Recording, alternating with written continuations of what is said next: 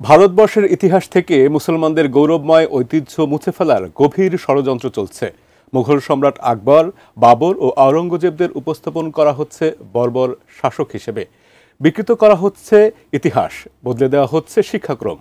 প্রশ্ন উঠছে, এই প্রচেষ্টার পেছনে কি চায় মোদী সরকারের বিজেপি? বিস্তারিত থাকছে আরিফ হাসানের প্রতিবেদনে।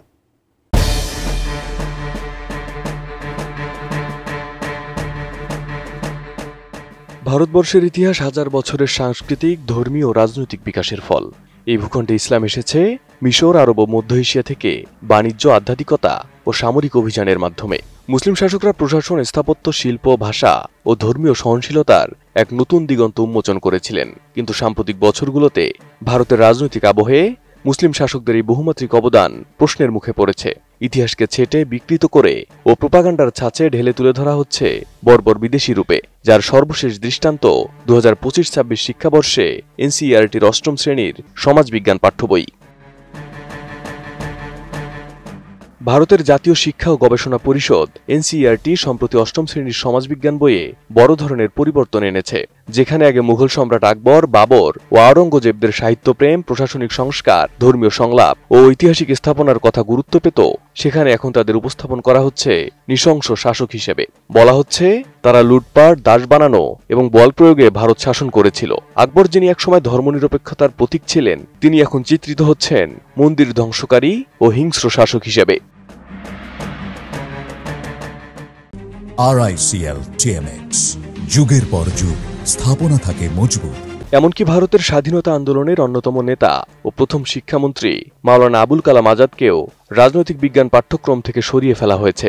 বাদ দেওয়া হয়েছে দিল্লি সালতানাত ও মুঘল দরবার সম্পর্কিত সম্পূর্ণ অধ্যায়। মূলত এই প্রক্রিয়া শুরু হয় 2014 সালে বিজেপির ক্ষমতায় আসার পর থেকে এবং সময়ের সাথে সাথে তা আরও সুপরিকল্পিত হয়ে উঠেছে। সমালোচকদের মতে ইতিহাসের এই নতুন ব্যাখ্যা একাডেমিক সততার চেয়ে অনেক বেশি রাজনৈতিক উদ্দেশ্য প্রণোদিত।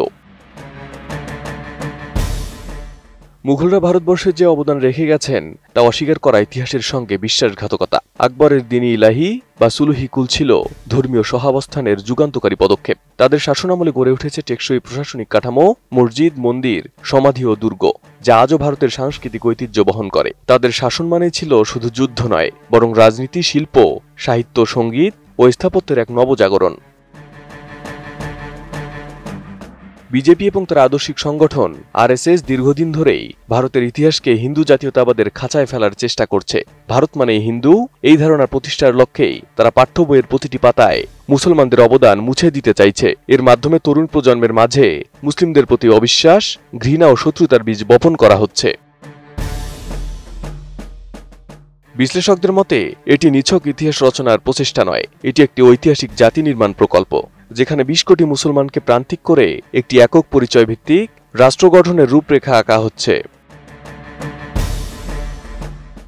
বিশ্বজুড়ে মুসলিমদের শত্রু হিসেবে উপস্থাপন করার এক বৈশ্বিক প্রচেষ্টা দীর্ঘদিন ধরেই চলছে। ফিলিস্তিনে গণহত্যা, ইরাক, লিবিয়া, সিরিয়ায় গৃহযুদ্ধ, আফগানিস্তানে টানা আগ্রাসন, সবকিছুর পেছনে এই একই মানসিকতা, ইতিহাসের বিকৃত উপস্থাপন, প্রোপাগান্ডা ও একতরফা পাঠ্যক্রম ফেসিবাদ শাসনের পূর্বাভাস বহন করে। ভারতবর্ষে এখন সেই ফেসিবাদের পদধ্বনি স্পষ্ট।